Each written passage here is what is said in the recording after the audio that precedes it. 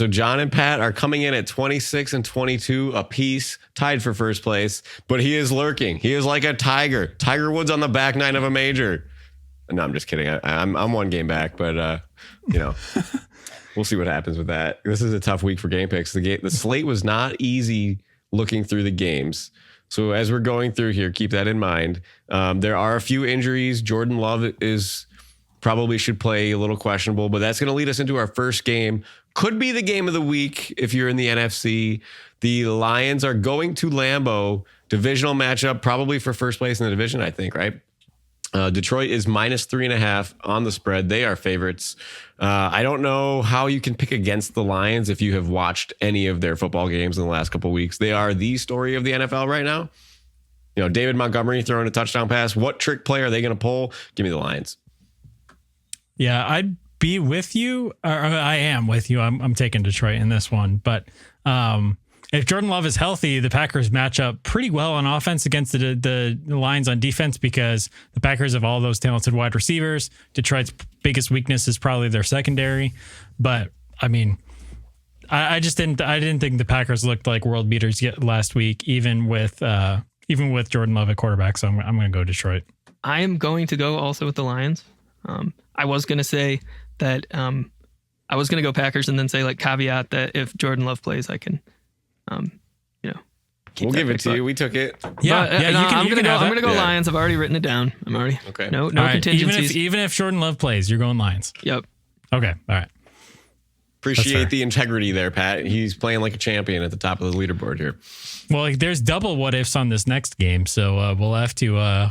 We need to add a column for caveats now. Yeah. Well, this one does too because mine's contingent on. Okay, so we have New England going to Tennessee, and I'm a little lost here between the caveats here. I don't totally get what you're speaking of. Maybe I'm out of the loop. Who's missing? Right now it's Tennessee -3.5. Drizzy Drake. Drake May concussed. Dizzy. Yeah, Drake. but Jacoby and Drake May are like. Oh, dude, I feel like Drake May's a baller in comparison to Jacoby Brissett. I think it makes a difference for sure. Also, is Will Levis going to ever come back from his mysterious shoulder injury, or are they going to keep him on the bench because he stinks? They're keeping him on the bench, man. So he was inactive for a second straight week after a bye week, by the way, too, before that. So he's been out 3 straight weeks. It's just like that first game that he got hurt in, and Mason Rudolph goes down and leads like 2 scoring drives. And you can see Will Levis doing the arm roll on the sideline. He's throwing the ball. He goes up to his coach, and you can see his coach mouth to him. I can do it, coach. And Rudolph's taking one more, buddy. And guess what? You better get comfortable on that bench. Yeah. Yeah. So I don't know. I think that, okay, I'll make my pick contingent. If Will Levis plays, I'm going to go New England. But for now, I'm going to go Tennessee. They're overdue for a moral victory, and New England's overdue for another loss. I think they just, they won a big game. They're going to win maybe 3 or 4 this year. So I think it's time for another loss for them. I mean, Tennessee probably also going to only win 3 games tops, 4 games tops. So this is the toilet bowl. This is for who gets a good draft pick, basically. So give me Tennessee in this one. This is a big time game for the draft. I don't really care who's playing quarterback in this game. Drake May is the only one that spurs a little bit of attention, but I still think rookie quarterback. I'm taking New England. I'm taking the points. They win these games sometimes. It's going to be like 13-10, whatever. Give me the points. Who's watching this game? True. Pat, what do you think? Yeah, I got to go with Patriots. I mean, talking about watching games, talking about stressless victories, I'm sure that Lions-Titans game was just delightful to watch. Dude, the first quarter, it was crazy. The first quarter and a half, I looked at it, was like 21-14 with 10 minutes to go in the second quarter, and I'm like, what is happening here? So there was a little excitement, and then the Lions just destroyed any sort of Titan-esque anything down there. So yeah, we should be betting anytime touchdown scorers on the Lions game. Again, just making parlays of that. All of them. So take somebody from I'll everybody. take all of them. Yeah. So, but this one, Pat, I am interested to see what you have written down here. We have I've changed it. The Chargers at the Browns. LA is a 1.5 point favorite. I also changed it. I had Cleveland first. I like the Winston story. He's getting weapons involved, over 300 yards, 3 touchdowns, but that was the backup quarterback boost. What happens the second game when that backup quarterback plays. Usually it's down back to earth a little bit. Chargers are too good. Give me the Chargers to win this. Yeah, I think this should be an overarching mathematical concept called the Jameis Winston sine wave roller coaster, whatever you want to call it. What goes up must come down. I think it's a down week, so give me the Chargers. Yeah, I mean, I feel that. I do. I think you guys make a lot of great points. Like I really do. I There's just so feel much like snark oozing from you right now, Pat. I just feel like, I mean, let's say we're looking here at Chargers games, right? Mm-hmm. The Chargers have failed to score more than, it looks like, 26 points in a game. The Browns were in a very similar boat, and Jameis Winston said, I'll put up 29. So single-handedly, well, not single-handedly, but scored more points in his first start than the Chargers have scored all year. So give me the Browns for that reason. If I'm going to lose a pick, I hope it is that one. I just, this is one of those games that, again, it could be 17-13. Who knows? Pat, that was real sneaky changing your pick at the last minute here. Yeah, well, and then I looked and it was in Cleveland. Spreadsheet.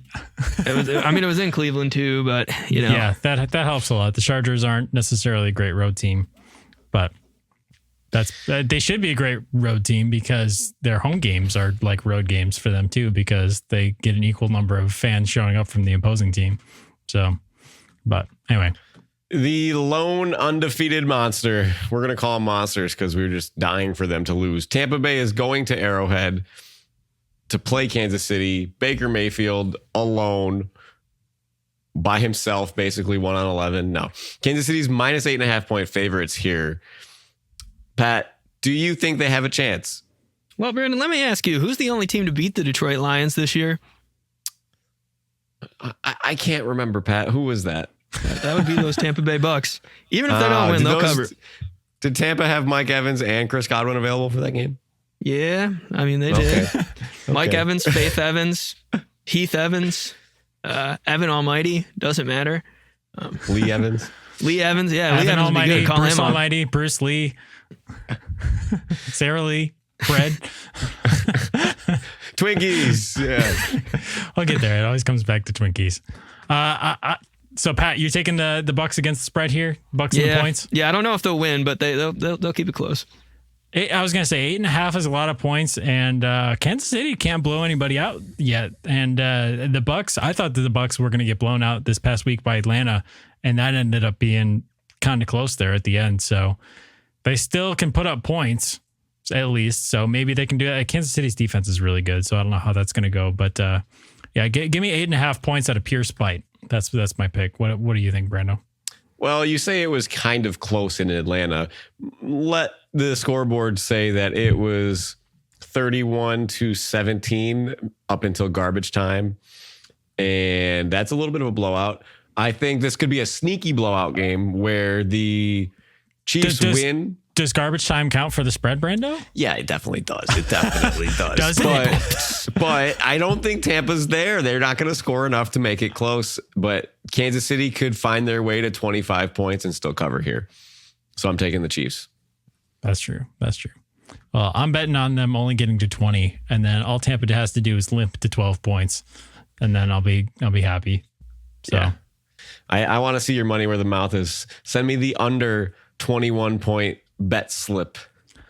I don't know. Also, Tampa Bay's passing defense is really bad, so maybe the Chiefs have their first get right pass game this week. So that's always a possibility. I want you to not change your pick here. It's already written down. You already told us who you're going to pick. So let's not work on this thesis the other side because we're trying to catch up to you. So I haven't been in that position all year, so I'm honored. Yeah. All right, we're working our way over to the West Coast. The Rams against the Seahawks. Seahawks just got smacked by the Buffalo Bills, if anybody was watching, and they are underdogs. The Rams are 2-point favorites here in Seattle. John, why don't you lead us off this time? It just feels like the Rams have more momentum right now. They just made it to what are they 4-4 now? And they've got a chance to get a win and then go into a bye week or something like that after this. Maybe first place in the division if they win this game. Yeah, after being 3-4 and facing 3-5. Actually, no. So they're coming off their bye. They played Thursday night a couple of weeks ago, right? So they're going to the bye. I can't remember if it's them or San Francisco who just got their bye. Anyway, all in that NFC West, it's still going to be up for grabs. They've got more momentum. I like them going into Seattle. Unless Seattle just shows up and has one of those games like they did against Atlanta randomly, but I don't know. I'll still go with the Rams with a healthy-ish Puka Nacua and Cooper Kupp. Yeah. But yeah, Matt Stafford, man, I'm taking him. That's all. Pat, what do you think? Oh my God, this is insane, dude. You want to hear a crazy stat about how bad this Seattle Seahawks team is? No tackles for loss or sacks last week. So, is that a credit to how bad the Seahawks are, or to how good the Bills are? I mean, maybe our line's really good, I guess. I don't know. But that's abnormal, right? Like no run stuffs, no nothing. No sacks. That's crazy. Or tackles for loss. Bills. Yeah. I wonder, is that one, so you know when Josh Allen fumbled it and kicked it forward, did that get credited as a sack? No. No sacks in the game. No. Oh, wow. All right. Well, he must have been like right at the line of scrimmage or something like that by that point. But that's crazy. So who are you going with this week? You going with the Rams? Nice. So this brings us to the game of the week. We are looking at the divisional matchup yet again, the Bills versus the Dolphins. This time it is in Highmark Stadium, 1:00 Sunday kickoff. Should be nice. Tua looking to survive the game. The Bills are looking to take a stranglehold on the division. Bills are 6.5-point favorites. Interesting line. Pat, I'm starting with you just to get this out of the way. What do you think? Well, you know, I'll take the loss in the game picks column every time if that's what it takes for the Bills to win. I think they'll win. I mean, 7 with the hook, that's a lot of points. So give me the Bills. I like it. I'm confused about what you just said. Bills. 7 with the Bills. So Bills to win, not to cover. Yes. Okay. Yep. Sorry. The Pat Cap Classic. Well, you guys know the rules. I got to go Bills. Circle the wagons, baby. Go team, go. This little one-liner here, I would like to credit Mr. Toby Keith, R.I.P., but I will be singing a quick lyric from his song. Who's your daddy? Who's your baby? So yeah, go Bills. Go Bills.